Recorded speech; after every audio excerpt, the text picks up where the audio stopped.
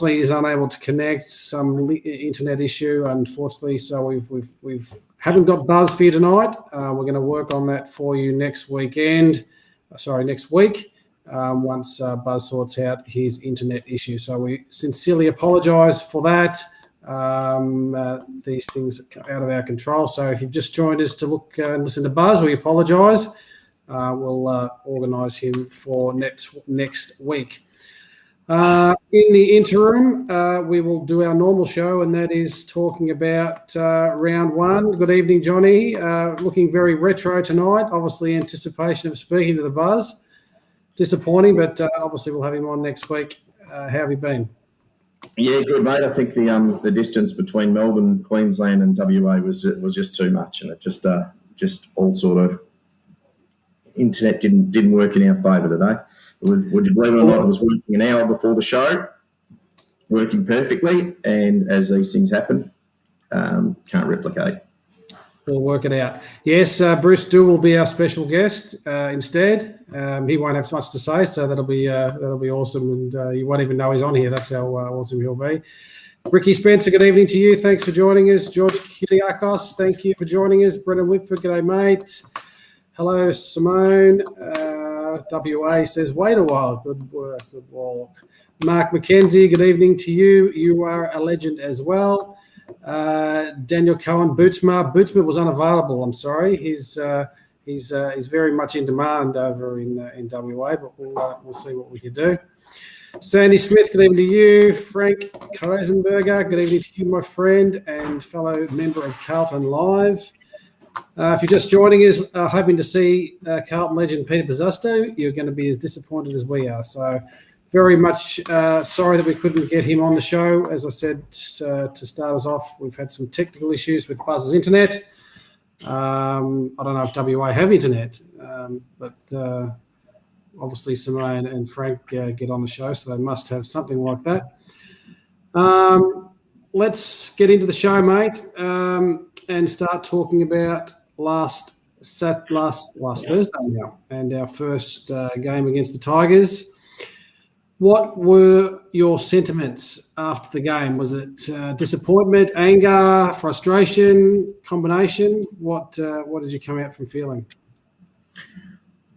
I thought it was a good four-quarter effort until the last couple of minutes where they just got a couple of cheeky ones. It didn't reek to me of previous games last year where we just had that all full-on intensity and then drop away for 10 minutes a quarter. It just felt like it was a little bit more even spread time-wise, even spread across the ground. And we didn't get away with the points. They are a very, very good football team. But we just need to keep bringing that, and the results will fall our way. Yeah, you probably hit the nail on the head. Although we went in obviously with a lot of anticipation of winning the game, as we do every year for the last 1,000 years that we've lost to them. In the back of your mind, we always knew that it was Richmond, and you're playing the last two premiers, and pretty much the dominant force in that period of time, and that and there's no doubt that they're a super strong outfit that takes a lot to crack. But in saying that, like you said, four-quarter effort was there from us. We outplayed them, I think, for a considerable amount of the game. The difference for me was just those little silly, well, I shouldn't say silly, but just key moments in the game that they just do much better than us. And I think that just comes from being a bit more well-drilled than us. It's key moments in the game when they need to do what they need to do, they do it, take advantage of those opportunities, and it's just the ones that we don't do. Silly misses for goal, silly fumbles, all those little things that just count against us when we need it more, and we can't afford to do that. Yeah, that's right. You've got to make every post a winner when you're chasing a team like that. As you say, they don't make those silly mistakes. That comes with a lot of confidence on the back of what three premierships now that they've won in the last year. So that's a confidence that goes on that. Yep. Odin Hines, good evening to you, my friend. I hope you're not at work, getting in trouble. Mac Champion, g'day, Mac. Thank you for tuning in. Norm is here as well. He's buzzing, and we're not buzzing, unfortunately. Brendan Whitford says it was a good game when Dusty showed up in the last few minutes, so we couldn't contain him. Was Dusty the difference for you? I think Jack Graham was the difference. He had his own football. He was just running amok. I would have liked to have seen a bit more attention paid to him. Dusty be Dusty. You know, he's going to do those things. No matter what you try and do, you can't tag him. All you got to do is stop everyone else around him. Well, I'd beg to differ. He can be tagged. You know, we didn't try to tag him. The question is, and we talked about this last week on the show, and what I thought was going to be the difference in the game was not necessarily the 22 or in this case 23 players out there representing the club, but I thought it was going to come down to what we did in the coach's box. So I think at the time we needed to put something into Dusty. We didn't do it. I think we missed opportunities to get Cripper forward, knowing that Harry and Levi were significantly off, and of course we only had really we only had Oscar McDonald down there flying the flag for us in a lot of cases, and after Levi moved into the ruck. So I think we missed an opportunity there to move Cripper forward and potentially move someone into the guts like a Gibbo or someone like that. But that was for me what we should have done, and I think we could have put some time into Dusty, and it may have not paid off, but at least we could have had a crack. Yeah, Sandy Smith, absolute great game, best we've played in a long time. I think in terms of full quarter effort, I think so. We didn't have those really long periods where we just sort of forgot we were playing football or just switched off. I thought it was good from that aspect. We definitely showed up to play from the start, I thought too. I thought our ball movement was really spot on, and especially for round one, I think we're at 75% disposal efficiency, which for us is the peak of what we've ever done last year. Our transition footy was awesome. We had runners, running offensively, quite regularly. I think we did drop our eyes in many instances when we would normally, bomb it in long. Richmond have got an A1 defence, and I know a lot of people have put a bit of crap on Harry and Levi, but we're talking about a pretty, if not the best, one of the best, defensive units in the comp. So it's a bit hard probably to put everything on them, but I thought we moved the ball really well. Saad for me was fantastic. He lights us up. His ball, his ability to bounce off that half back line is fantastic. Sam Walsh, just taken another. Well, I shouldn't say taken another leap. He's just taken off from where he, has gone from last year. But all in all, disappointing. Probably expected. It would have been nice to keep that margin down a bit.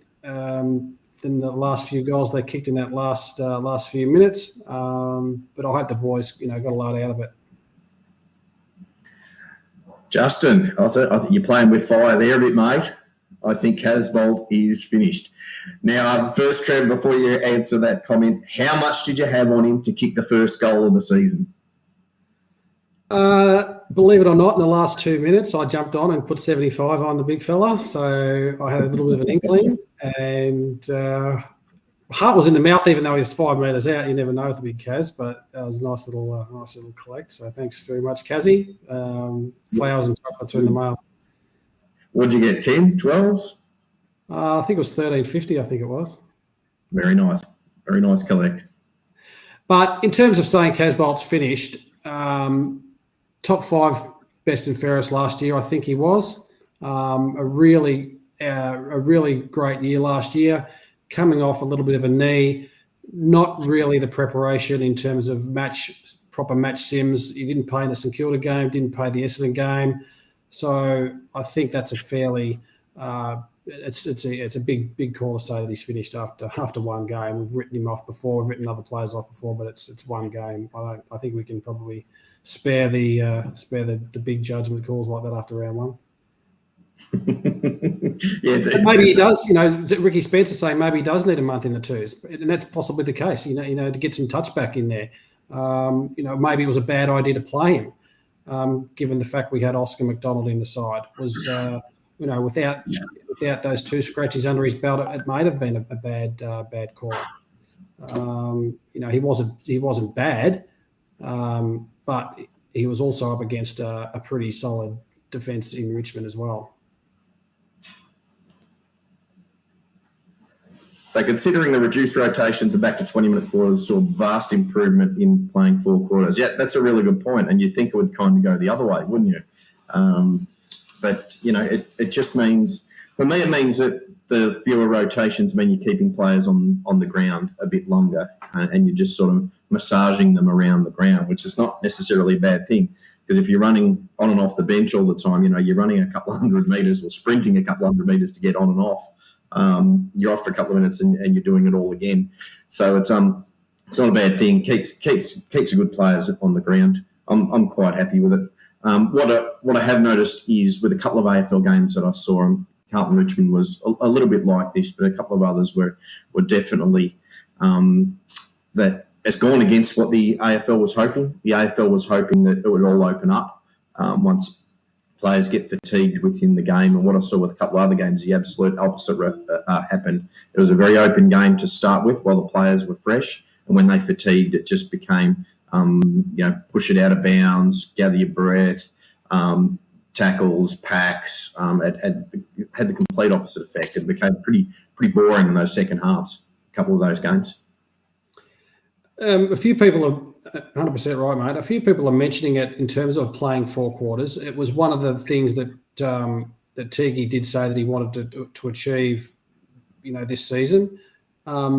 Certainly on Thursday night we did that. There was none of these, lapses in concentration or lapses in pressure or things like that where we go missing for a quarter or half a quarter and a team would kick 6 or 7 goals. There was none of that. It was a very, very consistent 4-quarter effort.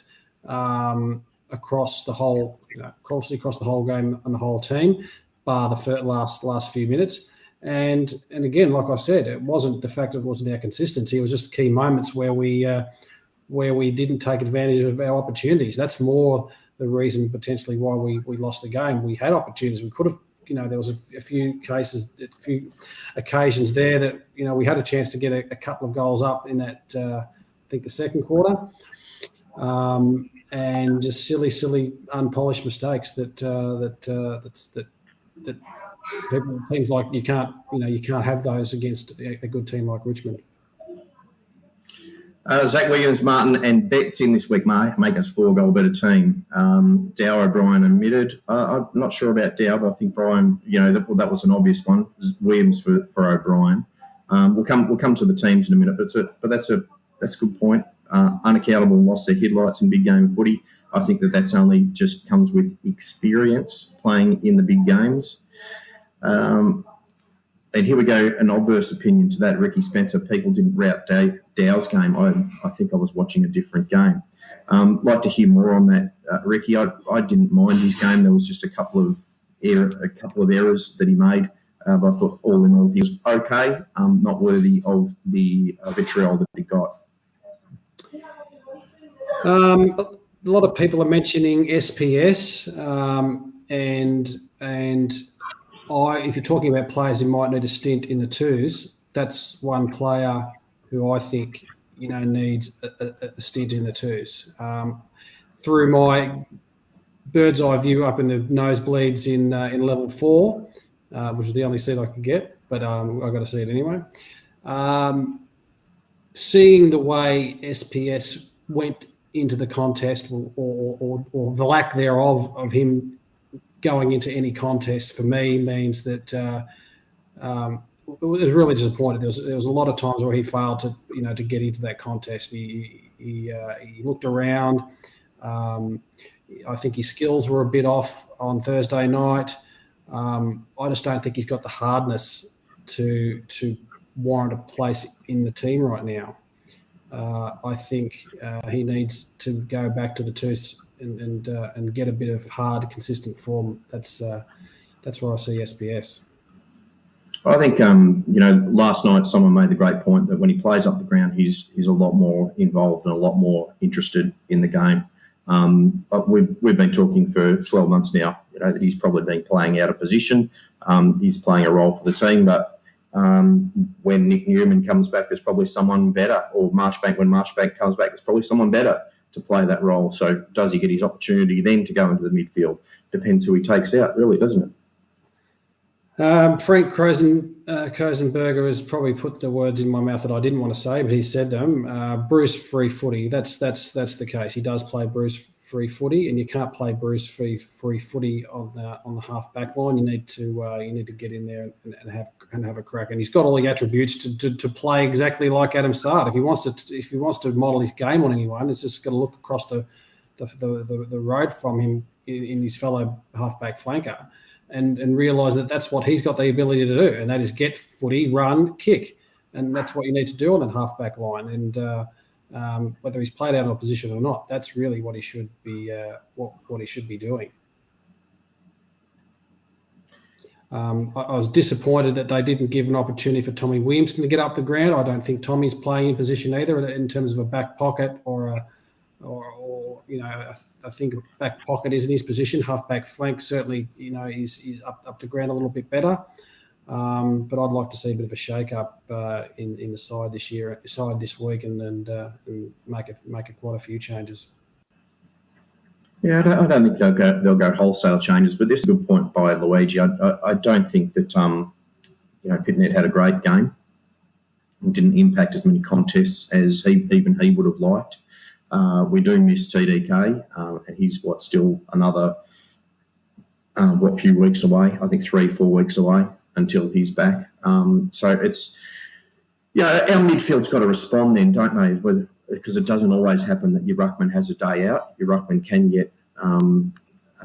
have a bad day. It's up to your midfield of what they do then. And does it come back to, okay, we didn't make enough moves in the clinches then to be able to negate that? Sure, if we've got a better ruckman, we'll look better, but you need to be able to stop the other team from running through the middle. Pitnet was awesome in the two previous games. I think we've been really, really harsh on him. I think he's ahead of TDK in the race for the number one ruck spot. TDK has definitely got his attributes and have his moments, but I think Pitnet is our first choice ruck. That might get a few going. Few Murph haters. Murph is too slow, needs to go, says Tony Prowse. Again, I refer back to those previous two games. Murph was probably in our top three players in those St Kilda Essendon games. I think he's found his little niche half forward, swinging between half forward and the forward pocket. Yes, he hasn't got his pace, but he's got his smarts and the delivery that he's able to give our forwards when he gets his hand on the ball, which he can do. I think he's a real, I think he's going to be a real valuable addition up there. So is his time come where he's not going to get any more midfield time? Yes, but I think as a half forward flanker, I think he's got a bit of value there. Yeah, harsh after one game. Didn't have a great one, but from what I saw enough pre-season too to suggest he's going to really enjoy that role down there. So give him a few weeks before making that call, I'd say. Yep. So I don't think it's not all doom and gloom and throw away the farm just yet. So many really good signs. We had a few players down. Liam Jones was down. We obviously knew that, and probably Doc was down a little bit. So I think across the board, those players having a bad night contributed probably to the result. At the end of the day, we played Richmond. We've got to put that in perspective. The best team in the comp, best team the last 2 years, and we served it right up to them for 4 quarters, and just stopped away in those last few minutes to let them kick a few easy ones. Yeah.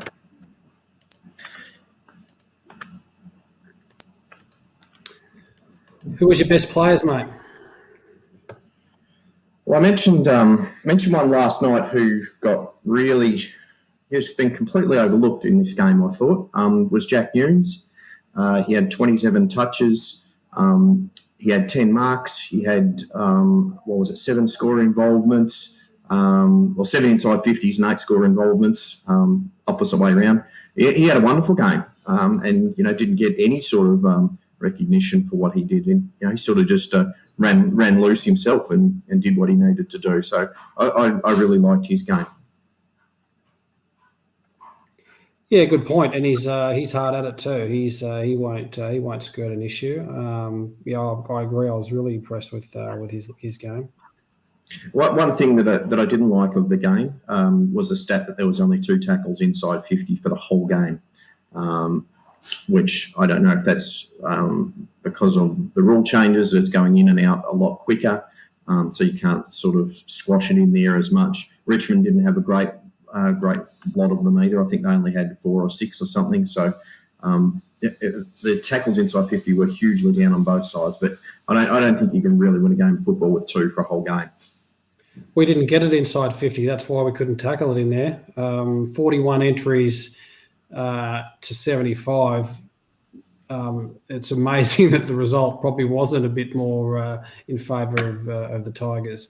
To be honest, I was really surprised when I saw that stat at the end of the game. I thought, how does that happen? I was watching the game and I thought we had plenty of the ball inside 50, but that stat is fairly glaring. And again, no team's going to win with that discrepancy. Yeah. That's credit to our defence, really, isn't it? They didn't win by 10 goals. Grego, says, "Note bag the boys after one game. Let's look after the first 5 games. We should be 3-2 or better." That's right, mate. Starting with a win against the Filth tonight. Adrian Hines says, "Walsh went to the next level. His running was outstanding." Craig Rudd said, "Setters had a quiet one." By his standards, I think he did, for sure. Did anyone have a bit of a punt on Walsh for Brownlow at $85 at the start of the season? I reckon that's come in quite a bit. Wow. Even probably in at 50s, it's probably worth a little bit too. Lana Owens, thank God JSOS is going to be okay. He was having a great game in the first half. Oh, really shattered when he went off. A few people might remember that I've picked him to be our breakout player this year, and it looked really like he was on the way to doing that in that first part of the game. His run and chase, he kicked a good goal. He does provide that hardness up there in the forward line, and he's a smart player. God knows why that run down and chase and tackle wasn't awarded. That was a critical moment of the game. That was just really disgraceful umpiring when he was right in front of him. I don't know who got away with that, but all accounts he'll be right in a couple of weeks. So that's really good news. Yeah, that was great. And what is the deal with deliberate point? Again, it's 2 completely different trains of thought by the umpire on the deliberate point. Which one? Sorry. Rushing through a deliberate point. Let's face it, the umpires had a shocker too. There was a few key moments and key issues that I'm sure they're looking back on and being reviewed quite harshly.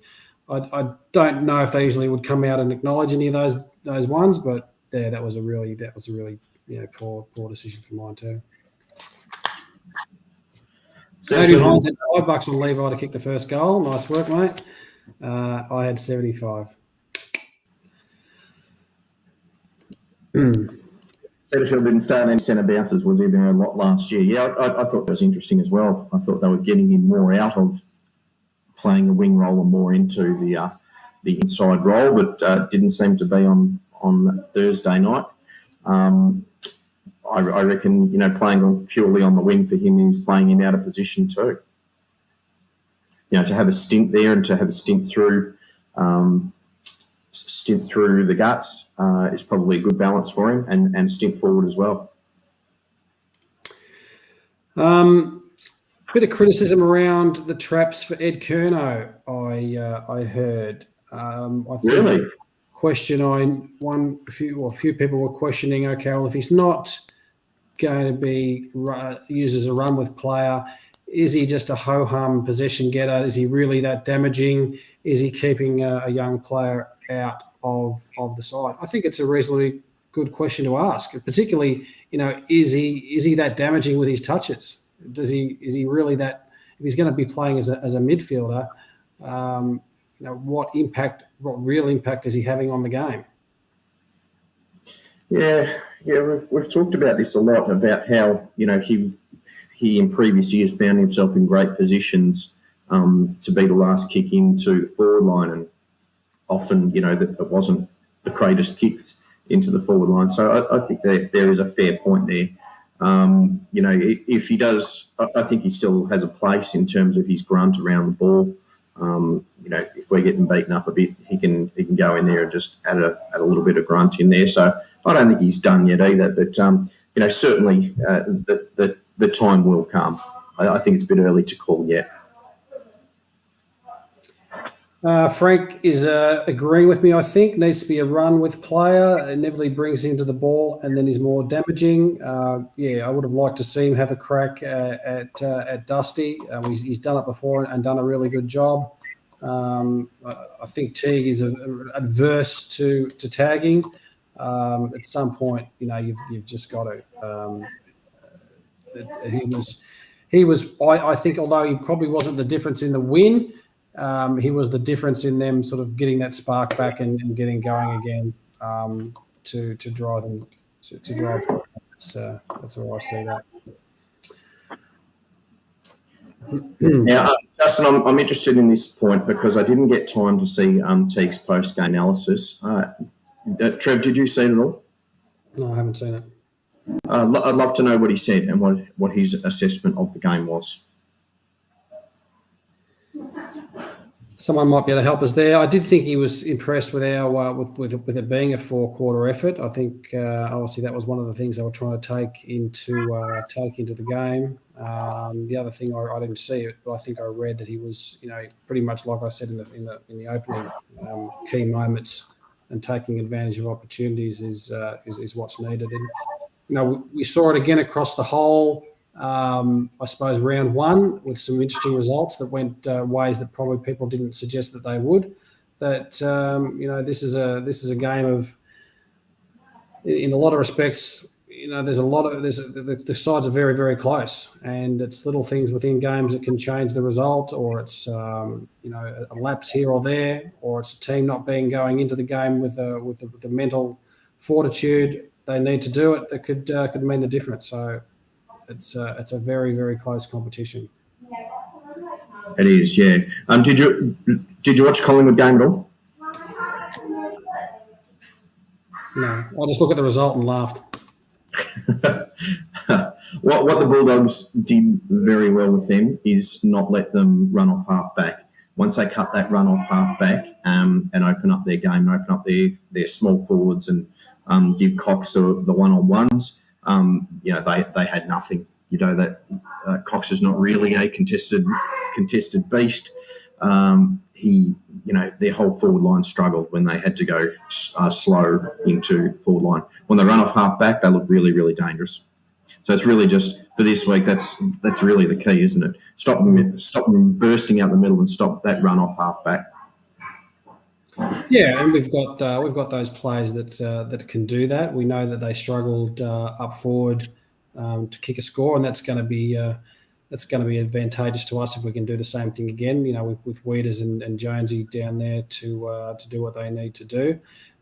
The filth in the past, it's been their midfielders and their small forwards that have kicked goals against us, and that's the reason why we haven't got the results we've needed to do, because they traditionally didn't have that big forward or two big forwards that we go into the game with, but it's been their other running midfielders that have been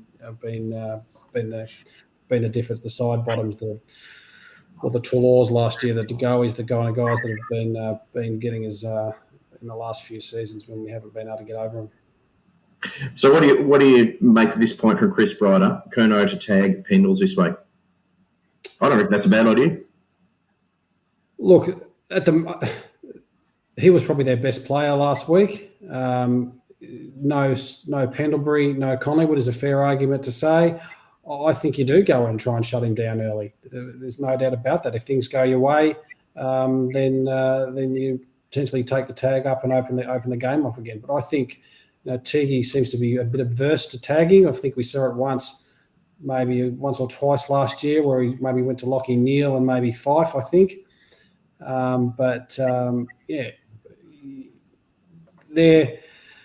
Collingwood's a team that do rely on Pendlebury, and when he's playing well, that they're up and about, and the same with side bottom. So it's one of the two that he goes to.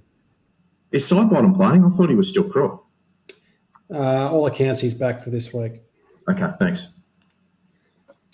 Grego, another good point. Darcy Moore, really rate Darcy Moore.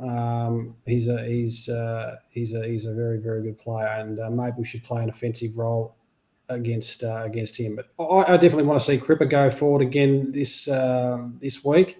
I think we've got Williams back in the side, who will come back and be a massive addition for us, and Martin again. So I think putting Cripper forward, particularly if Harry and Levi, if Levi gets a game, that is, are a little bit off again. Yeah. So who would you put on more? If he was, he's probably going to go to Harry, and that's. I don't know whether you'd put anyone on him, but he's probably just going to go to Harry. I think we should try to see how that pans out initially, but I definitely think that we can't just rely on Harry and Levi to kick our score for us, because that's just not going to happen. Yeah, so it's good. It's potentially going in again with Oscar McDonald again, who might come in, and we might run the three. Who knows? That might be one of the strategies we go in against. Here's a thought: Casbolt to play on Cox. What do you think of that one?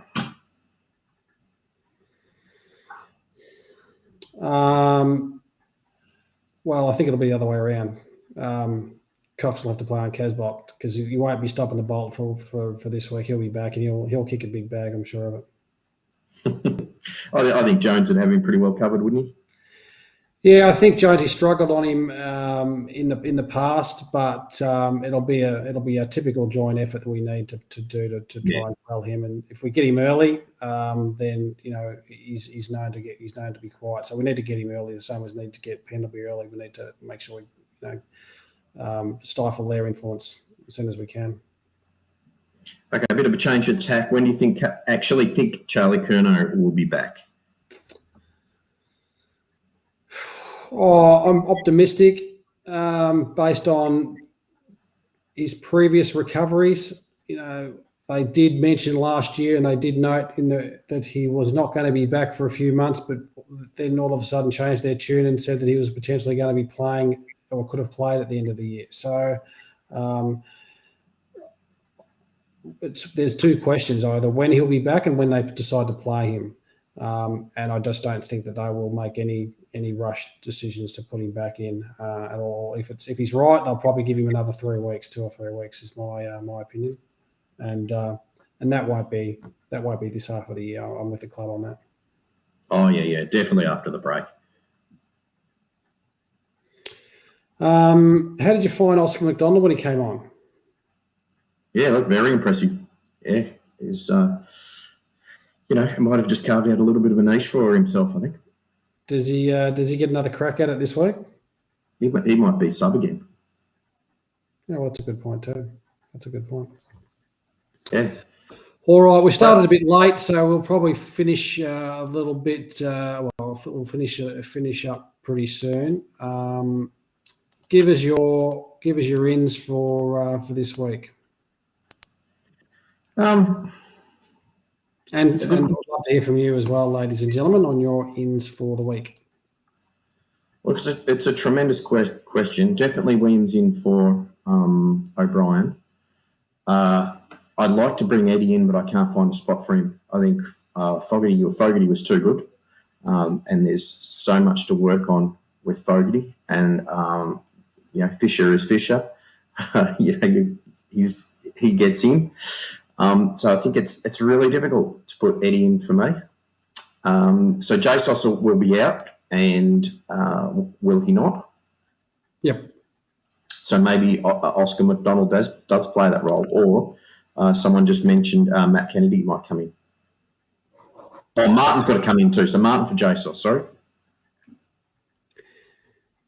Yeah, I pretty much agree with that. I think obviously Williams is a walk-up starter. Martin's a walk-up starter. Poor O'Brien will probably get the chop. I want to try and bring something out of left field and say let's change out SPS for Stocker.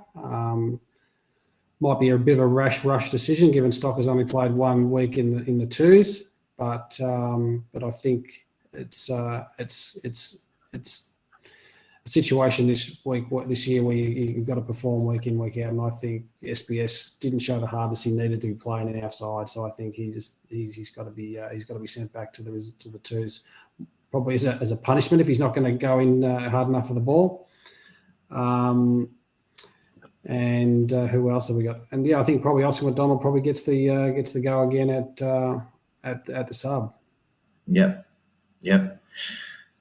Did anyone do? I wasn't super impressed with Fogarty, but yeah, I think he did enough to keep his spot, and Eddie's got to work his way in. Eddie kicked a couple of goals. I thought they would have brought Eddie back in last week. I was very, very surprised that they did. So it's going to be an interesting one. But he said himself he was underdone, so he may even need an extra run in the twos just for fitness. There's a big difference between twos and senior football.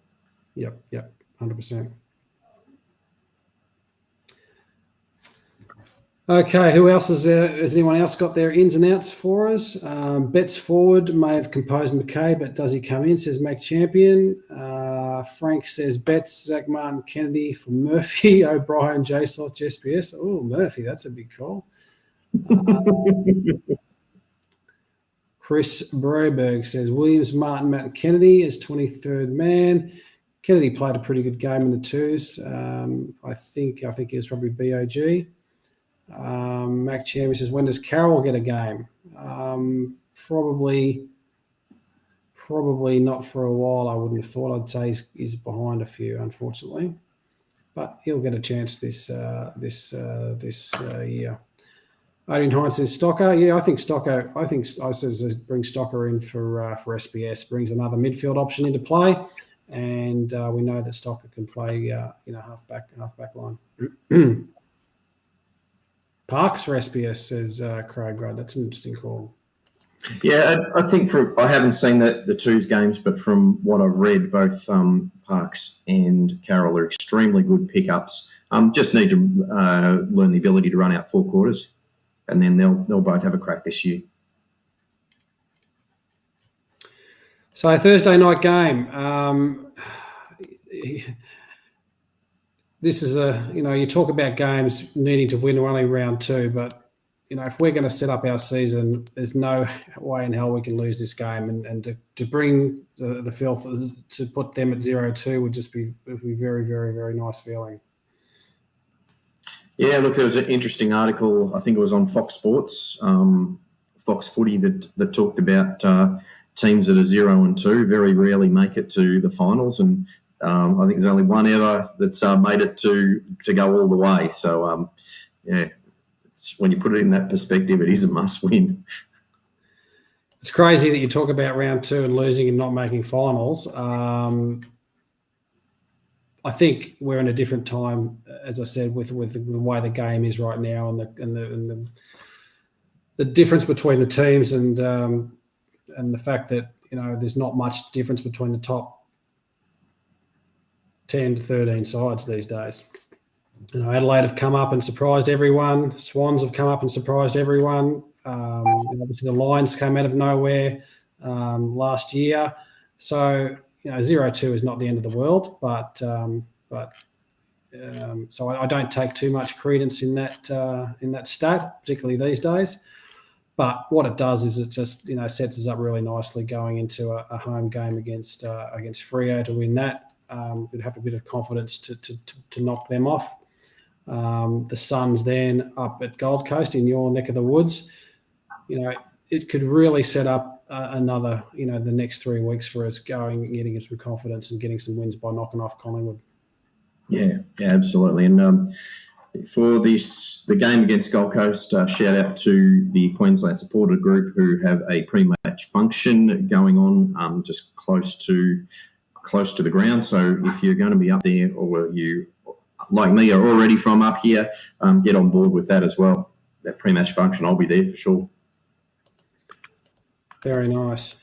All right, well, I've got my ticket for the mighty MCG, so I'll be there again on Thursday night, and I can't wait to hopefully catch up with a few of the 75,000, so hopefully better catch up with a few of our Carlton Live friends at the game. Give us a shout out if you're going to be there. We'll organise something. All right, sorry again, ladies and gentlemen, that we couldn't get the buzz up and running. Really disappointing to have that. I had some really good questions to ask him, but I'm sure we'll fix that up and get him for you again next Tuesday night when we'll be celebrating a win against the Pies. It'll be fitting again because Buzz, we know, won a grand final against the Filth, so it'll be nice to go into that with that as well. Yeah. All right. Thanks all for Thank watching. You, everyone. Have a good night and go Blues. And don't forget Thursday. They might not be doing a show because it's a Thursday game.